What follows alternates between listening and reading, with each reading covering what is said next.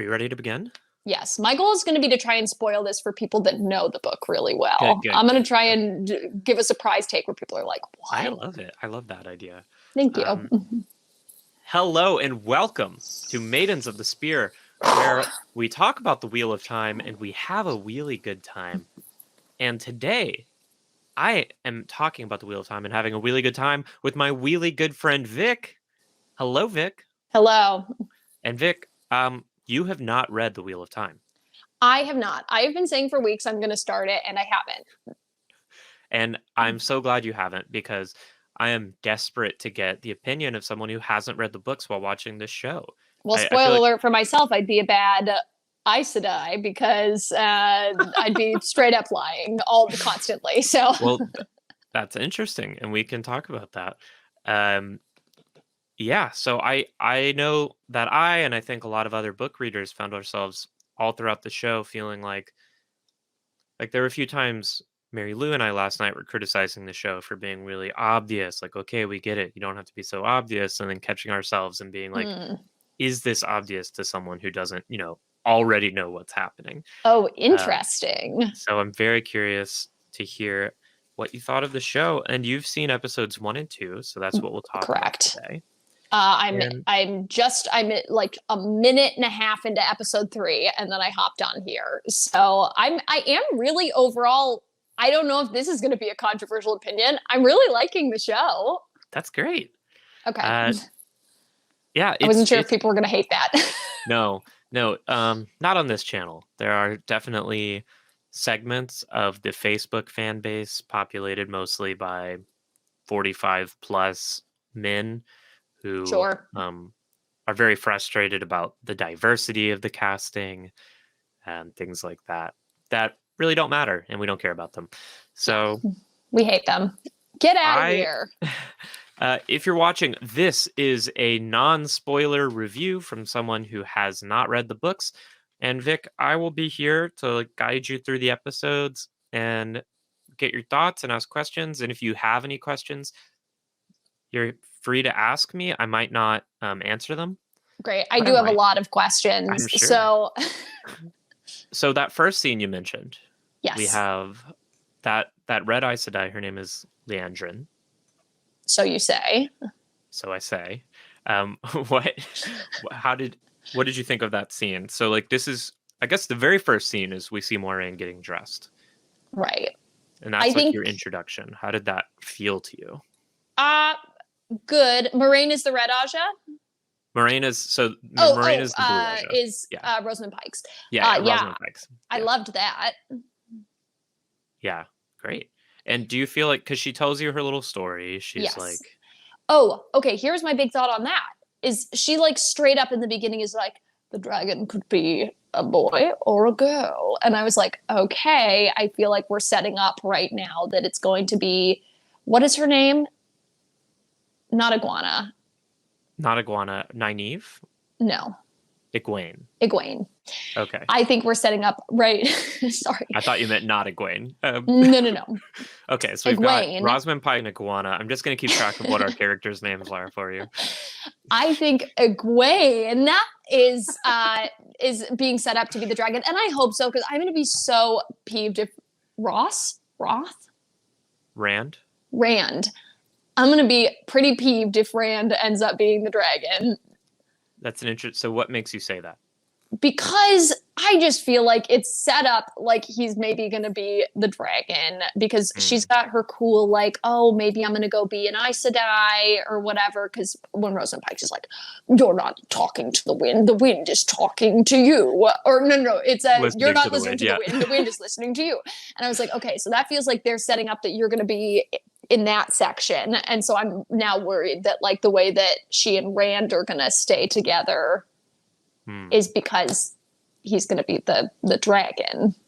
So your prediction is, or your fear is, Rand will be the dragon reborn, and that's what will allow him to remain with Egwene as she becomes an Aes Sedai. Yes, and I feel like I'm just very over the story of sort of sad little white boy is the chosen one, and I'm just very much hoping that is not how it pans out. Yeah. It's interesting thoughts, Vic. I don't want to confirm or deny anything for you here. Okay, fair Um, enough. yeah. Love Nynaeve. You love Nynaeve. Yes. So what I love Nynaeve too. I mean, full disclosure, Vic, Nynaeve is my favorite character. Really? Um, Doesn't surprise me. She's yeah. great. She's the best so far. And she's only been in about, I guess this is a spoiler if you haven't seen the first 2 episodes. She's only in about 6 minutes of both of those 2 episodes. Right. Yeah. And I feel like it's not I will just tell you, Vic, outright, because I don't think it's a spoiler. Nynaeve is not dead. In fact, you know that because you saw the end of episode 2. Yes. To our wandering guy, she comes up and she's like, at the very end, it's like, show me where they are, or I will slit your throat. Yeah. That was also my first big initial thought was like, I feel like there were I heard little rumblings from you and Mary Lou that people were fearful that this was going to be kind of YA. And I think they really fixed that with 2 things, which was sex and blood, and a lot of it and immediately. A lot of it and immediately. Speaking of sex and blood, let's start with sex. Yes. So what did you think? There are kind of 2 main sex scenes. There's, well, arguably one. There's Rand and Egwene. Yeah. Which was just disappointing. She can do so much better. You think she can do better than Rand? I think she could immediately do better than. What is it about Rand that you find off-putting? I don't know, but immediately I saw him and I rolled my eyes and I said, get out of here, leave him behind, take the other 3 on the horses and leave this freaking kid behind. He doesn't want to go. He doesn't need to go. He's saying he wants to stay behind with his family. Let him stay behind with his family. That's how I feel about it. Yeah. Well, Egwene did already kind of break up with them because she was going to become wisdom. And thank God. Literally, she was like, I would rather be alone than continue being with you. And I was like, absolutely. You go, Egwene. Okay, so you found the Rand and Egwene scene uninspiring when they fucked in the kitchen. After 2, like, they're cleaning up and everybody's like, hey, we're gonna let these 2 finish the dishes. Theoretically, everybody else is still cleaning around them, right? Or like doing something, and they're just definitely like, still cleaning. This is our time and this is our moment. And I was disappointed. But honestly, maybe that's the culture of this town. Could be. I'm curious to know, like, what did you think about the introduction to Egwene, the whole idea of the hair braiding ceremony, the being yeeted off the cliff? Literally the exact words that I thought of in that moment. And I was just like, that's so nuts. And why? Like, I think my big question was just why. I just really didn't totally understand that. Because then I was like, okay, is she an Aes Sedai now? And then it made it pretty clear that, like, later on in the episode that, like, no, she's not. This is just like a thing, I guess, for this town. Yeah. I will tell you, Vic, that scene is not in the books. So that's a TV creation. Yeah, that absolutely checks out. I have similar questions. Yeah. It was just like, okay, yeah. It almost feels like they're like, well, and I think kind of my suspicions confirmed a little bit where when Nynaeve and Rosamund Pike are talking and she's like, I want to say leader, sister, friend, mentor. Nynaeve is talking? Yeah, Nynaeve is in the green outfit in that little cave, right? She's talking about the woman who raised her. Okay, gotcha. And she's like, she went to the White Castle, and the White Castle people said, no way, you're too small. And so and she's getting cut from JV football or something. They're just like, Yeah. So I was like, it did a little bit feel like, when you're not allowed to hang out with the popular kids, so you start dressing like the popular kids and then bossing around your friends, like that a little bit feels like what was happening with the person that raised Nynaeve. Yeah, she just came back to the town and just started pushing people off of cliffs. Yeah, was like, fine, I'll do it myself then, which is a choice. It's very interesting. I feel like they're murdering a good percentage of the women in this town, but hey, that's a choice they made. So honestly, there's like a riptide down there. It's dangerous, and everybody's just kind of okay with it. And then they come back and they're like, "What happened?" And everybody's like, "Can't say. Sorry." Can't say. Jillian just died today. Jillian's just gone. That's women's business. Yeah.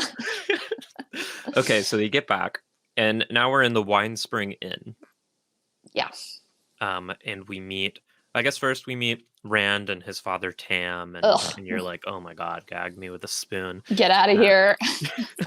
And now we're in the Wine Spring Inn, and we Yeah. get our first introductions to the other boys. We get Matt and Perrin. And what are your like first impressions of those two? Matt I like better than Rand, but I don't love. Perrin I really like. Perrin's my favorite of sort of that like male faction that they have going on there. I really like that Matt is protective of his little siblings. That makes me really happy. Yeah. But I don't love that he's mean to his parents, even though his parents kind of deserve it. Yeah. It's tough. It's a tough relationship they have there. Yeah, it's tricky. Yeah. But it makes me happy that he's there for his siblings. Sorry, go ahead. Just a general question. I'm curious. Like, do you want to know when things are different from the books, or would you rather not know that? Does that feel like it would be a spoiler? For now, let me know if it's something that doesn't change the potential like future outcome. Like if it's a change that just is different from the book, that it doesn't feel like is going to have bearing on things that are going to happen in the future, then yeah, I'd love to know. But if it is the kind of thing that like it's a change that then is going to somehow have a big domino effect and you're not sure how it's going to affect the outcome of the future, then maybe I would not want to know. Okay. Yeah. And then as for Perrin, how you said you liked him. I like him too. I really, the actor is Marcus Rutherford. I think he's super likable. So great. And I have a big prediction for Perrin, but maybe I should save that until we get deeper into the episode. I mean, you can make your predictions now. We'll collect all your predictions at the end, but I'm curious to hear it. I think so his sort of arc in this first episode is that he's like badass, like mowing down these Trollocs, who I love. Oh my God, they're so fun. I'm a big fan of Trollocs.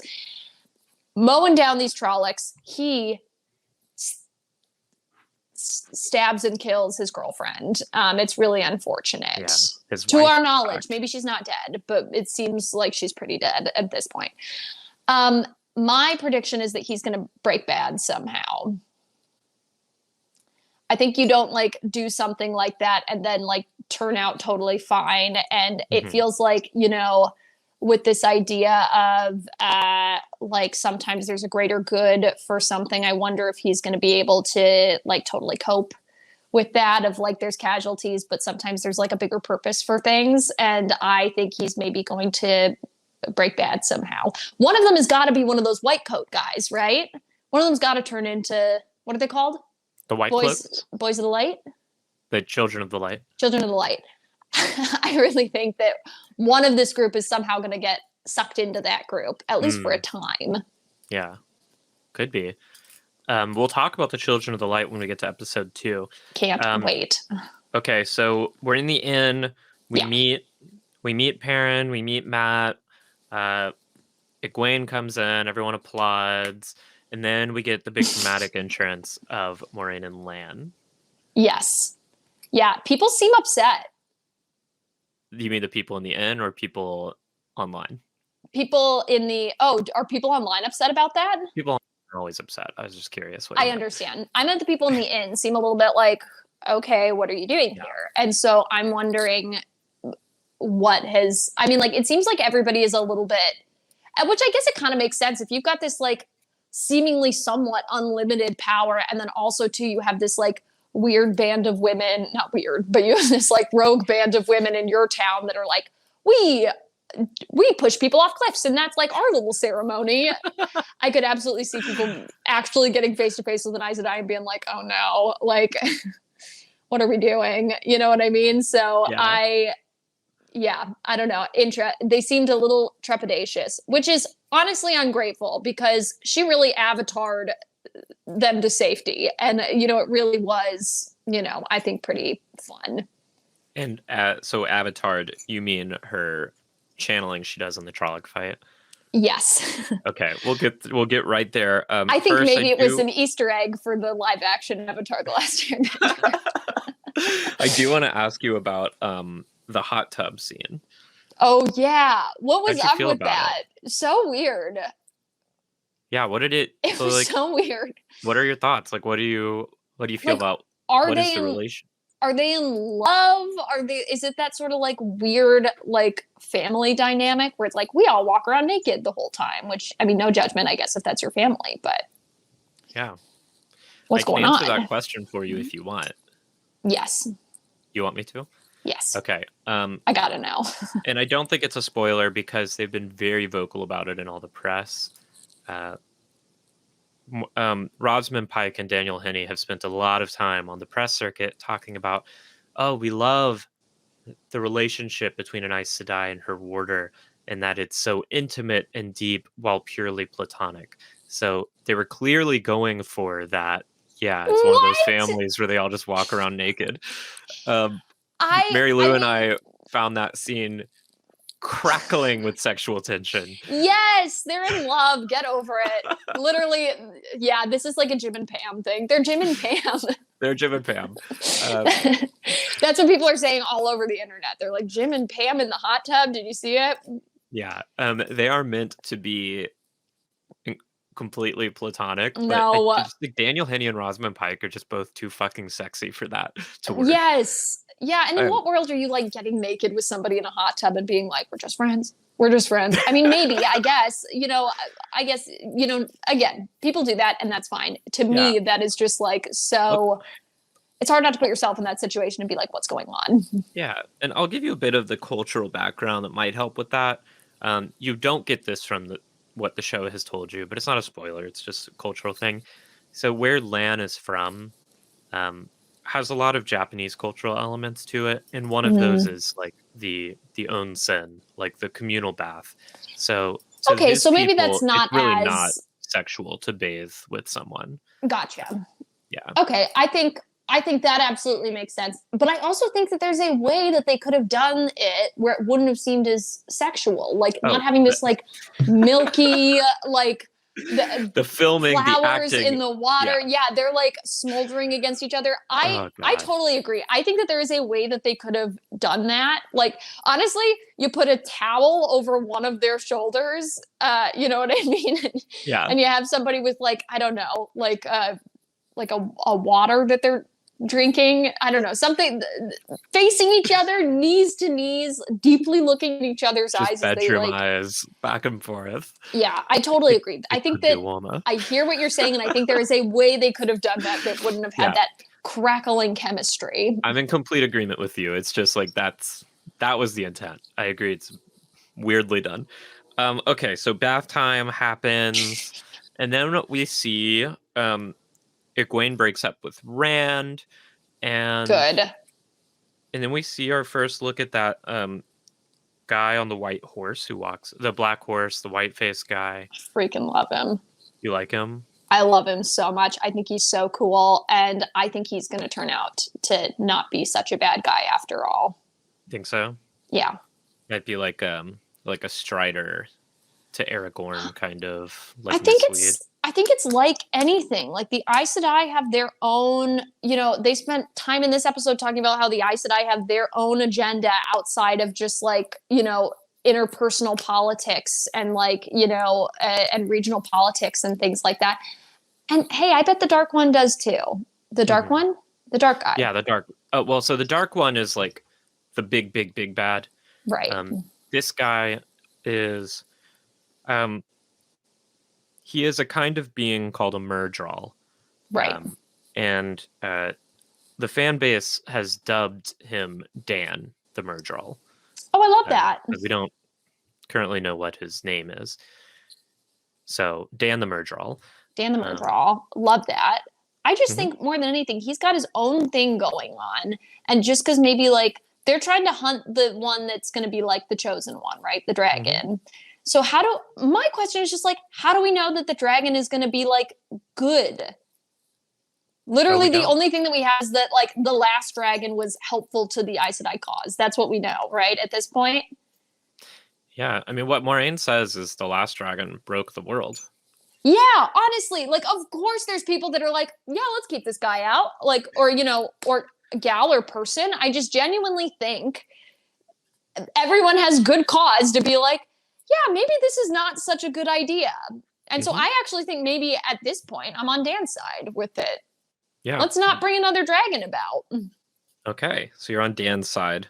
For this one. I'm not going to say for one. everything. I'm not prepared. But on this one, I think, I don't know. Yeah. I don't know. Do we really want to risk breaking the world again? I don't think so. A lot of people don't. Not an unreasonable position. Not a crazy position. Okay, so next day, Lan finds a bunch of sheep. Do you have any thoughts about that? Yeah. We saw it in the trailer. You'd seen those sheep before. Yeah, my thought is same as in the trailer. I'm wondering if that is part of the Trollocs backstory. Like those were their kids or they're somehow related. And so this is them. Because you used to refer to the Trollocs as the goats. The goats. So the Trollocs backstory. Moraine goes and has a conversation with Nynaeve in the cave. We talked about that a little bit. You see some lanterns happening. Yeah, I also think that lanterns, like trying to call back souls, is always a bad idea. Right. I got caught playing with a Ouija board in 5th grade, and my uncle said, "You don't know what's coming back. You could call something, and something else can come back. You don't know what's coming back." And honestly, he's kind of right, because look at this. Who ended up coming? Who got called? Who ended up coming? Why are you messing with the souls like that? Yeah, the Trollocs. And Tam gives his little speech to Rand, where he's like, "The wheel of time turns, and no matter what hardship or whatever." Did you have any feelings about that? Or who gave that speech again? Rand's dad. His name is Tam. Oh, yeah. I mean, listen, I like Tam better than Rand, but not a lot. Okay. That's fine. And then we're dancing. Egwene is dancing with Tom, and then just shink. Yeah. One, I already like Tom better than Rand, so that was really disappointing. That was a tough one for me personally. Yeah, that one, I felt fine about that. I was like, finally, like, let's burn this town down. Let's get this. I want to see what's going on here. We get, immediate carnage from everybody. Yeah. Oh, God. I thought, oh no, I had a thought and it's gone. Okay, Trollocs, Tom, carnage, action. We'll get there. We'll get there. What did you feel about, like, just at an aesthetic level, the Trollocs? I thought I liked the use of like the puppety costumes, and I thought they were at their weakest when you were seeing that like CGI running. Again, I am really taking a stance that in fantasy shows, when we're doing a lot of stuff like that, I really don't mind CGI and things not looking perfectly realistic. Because again, it's fantasy. I really like, I know that it's not real. It's okay with me if it looks a little bit unrealistic. Like, but I think a good example of it is like the magic looking unrealistic. I thought that was fun. Whereas like the Trollocs like running, I thought was like a little, looked a little cheap in some places. Yeah, for sure. Okay, so carnage, people just getting freaking sliced and diced all up over the place. Yeah. Did you enjoy this scene? Did you find it emotionally impactful, or were you just like, okay, this is like the carnage scene? I think it's tough because, it's so tricky. We didn't lose anybody that we really knew or cared about. So like, it's like, in the sense of like, anytime you're watching scenes like that where a bunch of people are dying, you get a little bit of that stress when you watch it. But like, literally nobody that we had been introduced to or really cared about, other than I guess Tom, died. Yeah. And then also somebody else, but we'll get to that. Actually, I said it already. Perrin's GF. His wife, yeah. Wife? Wife. Layla. Okay. So you didn't get that they were married? I did not understand that they were married. I for sure thought that they were dating and she was about to break up with him. Oh. Okay. Because there was that whole thing where he was like, "I love you, you know that, right?" And she was like, "I know." And it was just like, okay, she's not nearly as into this as he is, was my feeling. Mm-hmm. Tough. But again, everybody was dying and it was kind of like, yeah, okay. The one that impacted me a little bit was when Santa died. Oh, yeah. The old man, as he's called in the credits. Old man. Yeah, that one was a little tough. They literally patched Santa's leg and he died immediately. And it was like, oh, that's tough. How did you feel about Nynaeve getting the old yank and drag. I thought that that was so unfair. And also, too, I'm hoping that maybe she took that as an opportunity to create kind of an alliance with the Trollocs. That maybe Yeah. she's got a pal that helped her out. Maybe the person that yanked her actually turns out to be a friend. Oh, yeah. It's Maybe an you'll have a interesting name. We'll get a theory. little bit of a backstory. I'm hoping. Could be. Could Because how else be. did she escape? She would have needed somebody on the inside. Rosamund Pike wasn't able to completely wipe everything out without like almost dying, but we're led to believe that Nynaeve, who hasn't even been to the White Castle, is going to be fine. Yeah. I don't think so. I do want to get a little bit more. So Perrin chops his wife. Yeah. As a viewer who hasn't read the story, like that moment, what did it evoke in you? Like, what are your projections for that going forward? I was just like shocked. And immediately when that happened, I was like, oh, he's going to take a bad guy turn. Mm-hmm.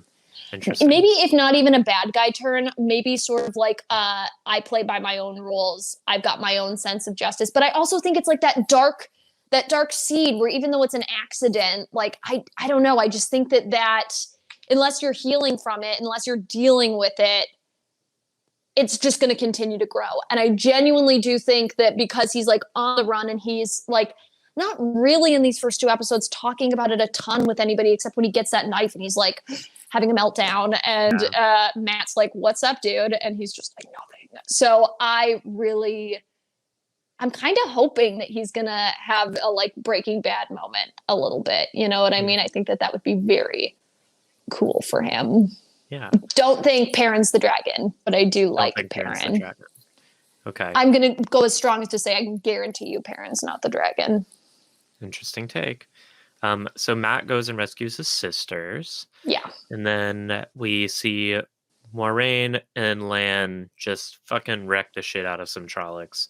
How did you feel about their fighting, their combat style? Loved what was his name again? Lan. Really liked Lan's fight style, or he's got that like katana that he's just like slice and dicing with. I just thought it was a little bit funny that like none of the villagers were able to really even come close, and like a group of villagers were able to kill one of them by like stabbing him with a rake, and then all of a sudden you've got these two that are just like everyone else. So the entire village was able to kill one, and then Lan and Rosamund Pike killed everybody else. Yeah, that's the power of an Aes Sedai in a warder. She's so cool. What does the blue mean again? You mean her Aja? Yeah, that's not water. The blue Aja is the group of Aes Sedai who have dedicated themselves to like justice out in the world. So they're dedicated to causes. Okay. Yeah. That feels broad. Yeah, it's pretty broad. They're generally like so the Ajas aren't grouped together by element, or it's not about the kind of magic they do really. It's just like their mission. Gotcha. So you have, healers. But she can heal. Yeah, so they can all do the same spells, basically. Gotcha. It's just like what you like doing. What's important to them. Yeah. I see. I understand. Then what's the difference between red and blue, other than red being a little meaner? The red Aja are dedicated to hunting down men who can channel. Oh, I see. Cool. Love that. Yeah. No magic boys. Sorry. No magic boys. You make it filthy. Yeah. So what I'm really curious. Like, I know you've played a little bit of Dice to Die, so you've gotten a little insight into how the magic works. But from watching this show, and what do you think Moiraine is doing? Like when you're watching her do magic, because when we read the books, we get a lot of it's all like internal POVs.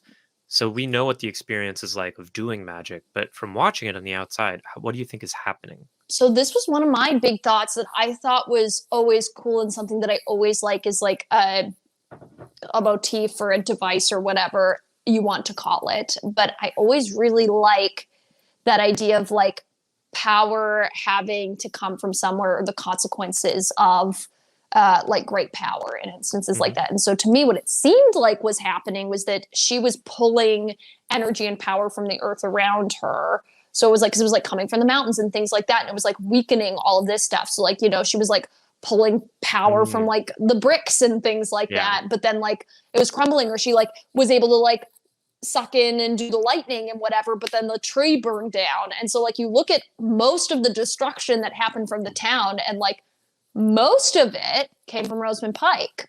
Yes, it did. Interesting take.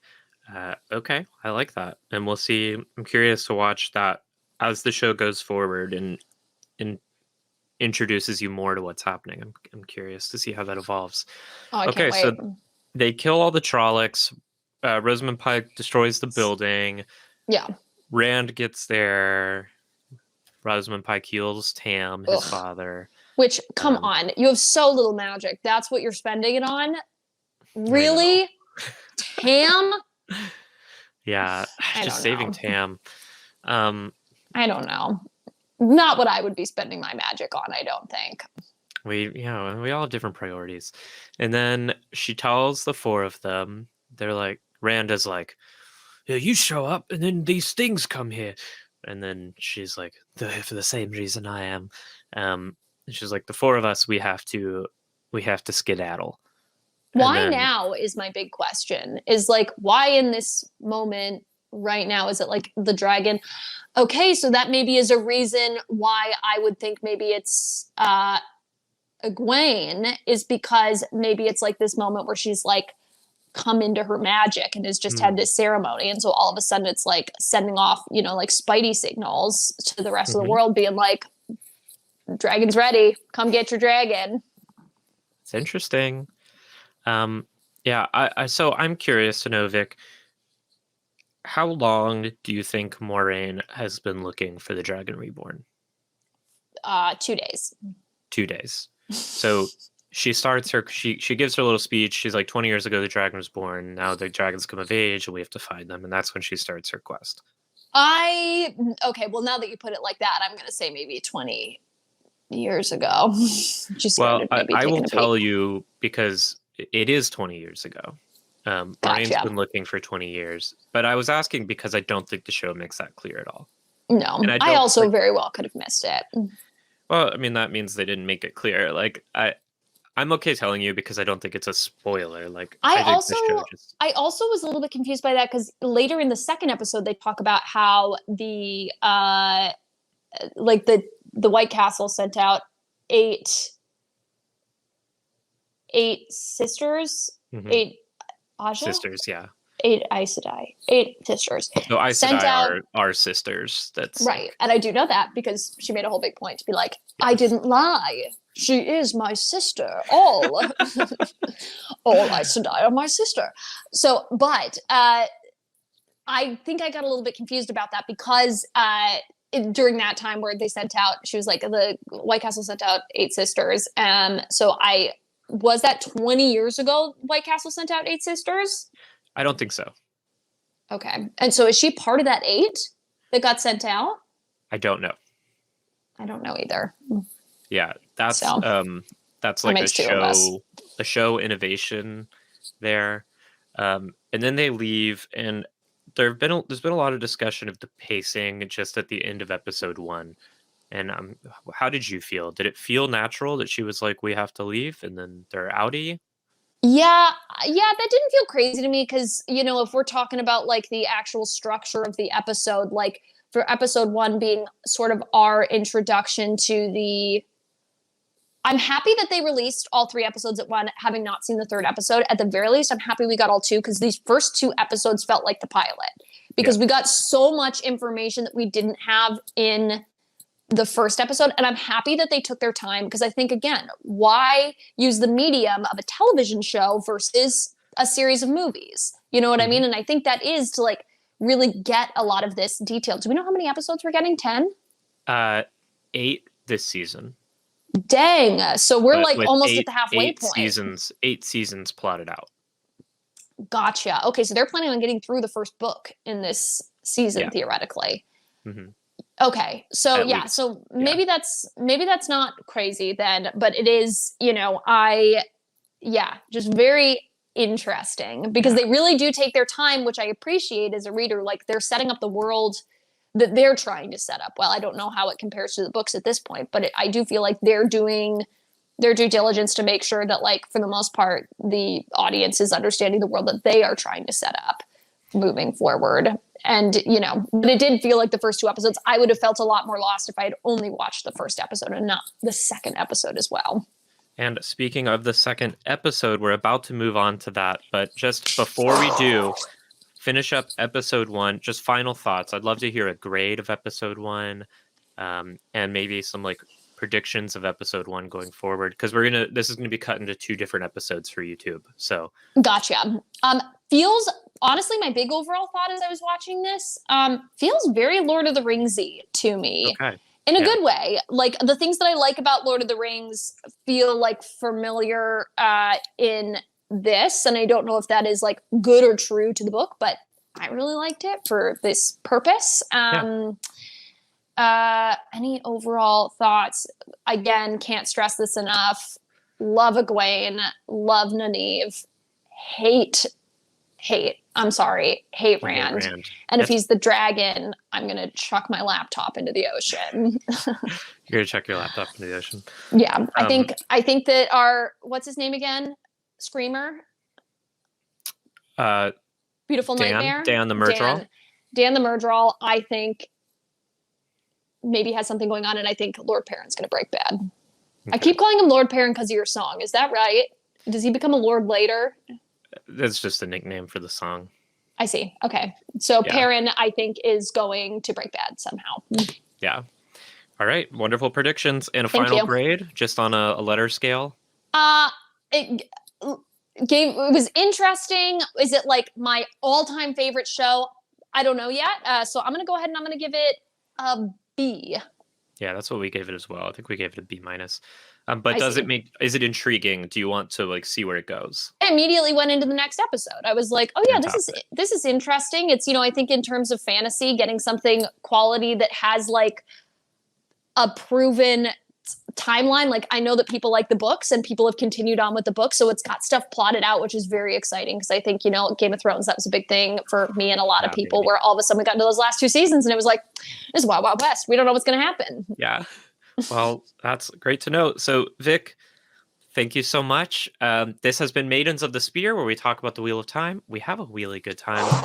Vic, I had a really good time talking to you about the Wheel of Time episode 1, and we're about to go straight into talking about episode 2. So should I put on something so that way it's like video as well? Sorry. No, we're not.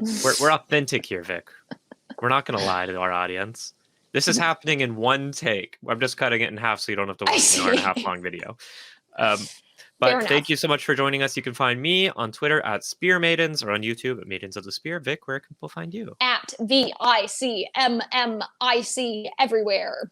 Do you know, fun fact, really quick? MMIC everywhere, yes. My handle for TikTok was at SoccerHottie2003 for a little while, and TikTok blocked my account.